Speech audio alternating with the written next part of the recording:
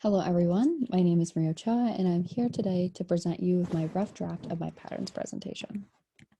So going into the agenda and the table of contents for the presentation, we're going to go over a few really important things with this: the intro, the process, the affinity diagram, the mind map, the instructive visual, the application, and finishing off with some reflections in the conclusion.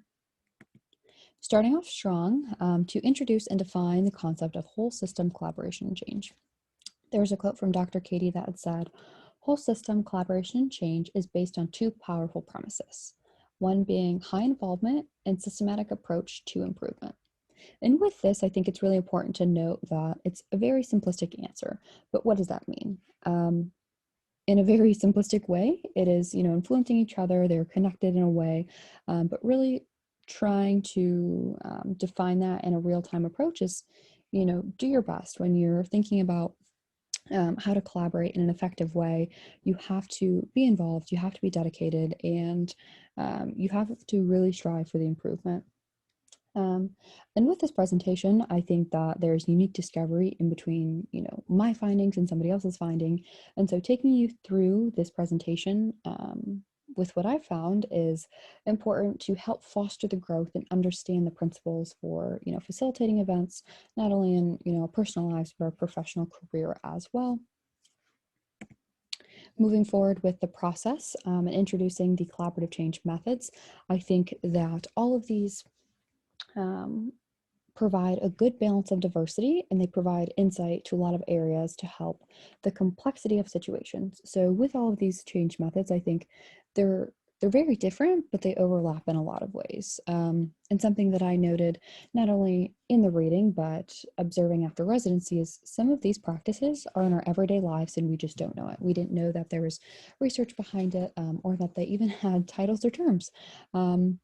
So as I approached this assignment, I wasn't sure what I was expecting to find. I was curious to, dive deeper into the reading and understand how to apply these methods.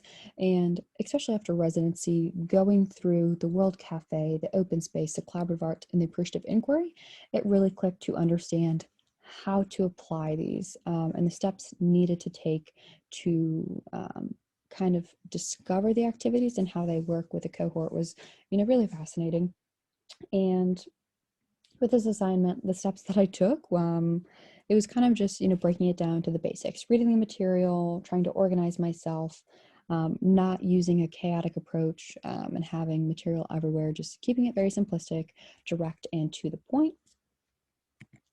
Moving into my affinity diagram, I know most commonly the affinity diagrams are done with sticky notes, but for me, trying to be concise and be direct, I decided to use small pieces of paper, write out some terms, write out the bumper sticker phrases of the patterns that I saw emerge in the reading. So I had gone through the reading and I was like, okay, for invitation, I think these couple phrases, apply here. Going through values, these couple phrases, apply here. And then once I got my preliminary terms and phrases out, I'd gone back through the reading of the 10 change methods. In addition to my 10, I had picked the cycle of resolution as my 11th. So going back through the reading and seeing which of those patterns emerged was kind of helpful. They kind of just stood out to me after I had defined what my patterns were going to be. They were kind of easy to navigate through. Some of them were a little bit more challenging and more reading was, needed for that.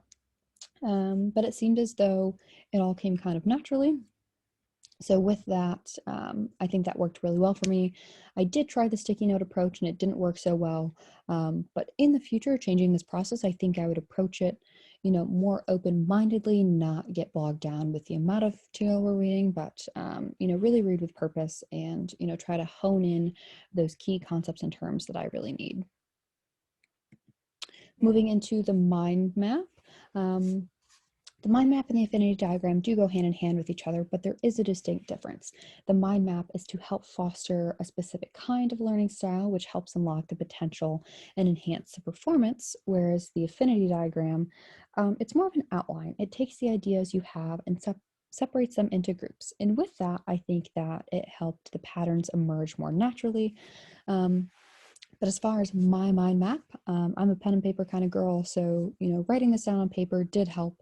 And again, this is a rough draft, so trying to put it into an online forum, I think will help declutter and it will be easier to read. With my mind map, going through and changing or modifying, I think I would keep it the same. The elements that I've chosen, they kind of, again, are all very similar but have distinct differences. So when I was designing my mind map, I'd taken the 8 elements. I thought of a few keywords, same thing that I did with the affinity diagram. And from there, I was like, okay, where can this go? So for example, with my invitation, one of my branches in conversation, what do I want out of conversation? What do I expect this to look like? And from there, I decided I want my conversations to be collaborative. I want my conversations to be inclusive. I want them to be open-minded. So walking through the 8 design elements with that same mindset was really helpful to break it down and understand where all of the branches and the limbs can go, which is really beneficial to, enhancing my learning. Moving forward with my instructive visual was the cycle of resolution. This was something that I really wanted the class to kind of hone in on. I didn't want to do a high level instructive visual of everything we've been learning. I wanted it to be unique. I wanted it to be different. And so with the cycle of resolution, I picked this because it is the most relatable to my professional career. And I think a lot of the cohort as well would see this as, a beneficial part of their everyday life, especially leading people, working with people. People are hard to work with. So understanding the cycle of resolution will be beneficial.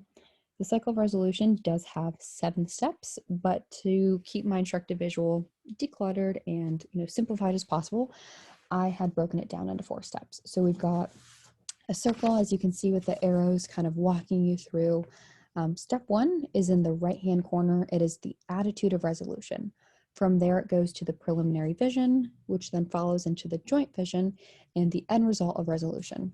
So in each of the corners, we've got, some key terms and just things to remember. So starting off with the attitude of resolution, you have to be engaged in the learning.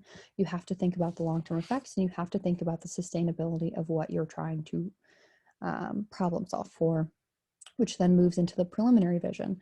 And I think this is really beneficial to note that the Iron Chef experience, our clients, they wanted different things. So we were trying to come up with a vision that honored everyone, that was inclusive, and that had an abundance of information to kind of help alleviate the issues. So that is really important. Moving into the joint vision, this is where you really,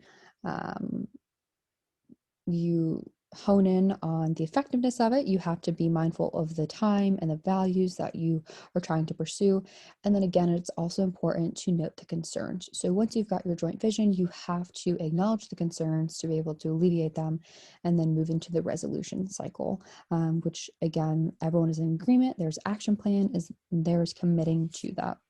And so with the instructive visual, it's something that we all face professionally. It is, approaching the hard conversations. It's getting in front of it head on to create a more impactful collaboration for all areas of the work that you're doing. Moving into the application, I think it is important to know that the affinity diagramming, the mind mapping, and the instructive visuals apply in, I think, all areas of my professional career, my personal career.